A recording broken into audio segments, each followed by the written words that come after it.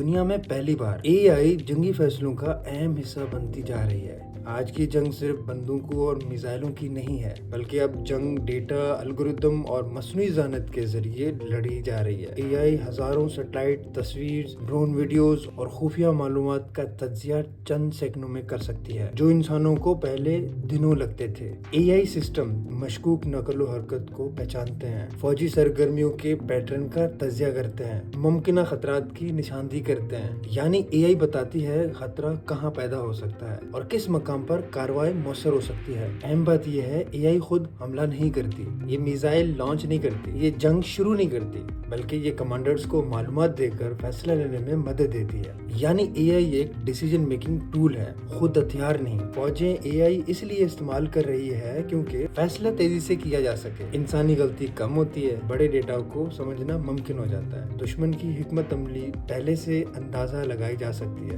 لیکن ماہرین خبردار بھی کر رہے ہیں، اگر فیصلہ سازی میں AI پر زیادہ انحصار ہو جائے تو غلط ڈیٹا خطرناک نتائج بھی دے سکتا ہے۔ جنگیں زیادہ تیز اور غیر متوقع ہو سکتی ہیں، اخلاقی اور قانونی سوالات پیدا ہوتے ہیں۔ مستقبل کی جنگیں صرف میدان میں نہیں ہوں گی، بلکہ کمپیوٹر اسکرین، ڈیٹا سینٹرز اور الگورتھم میں بھی لڑی جائے گی۔ سوال یہ نہیں ہے کہ AI جنگ میں استعمال ہوگی یا نہیں، بلکہ یہ ہے کہ انہیں کن حدود کے اندر استعمال کیا جائے گا۔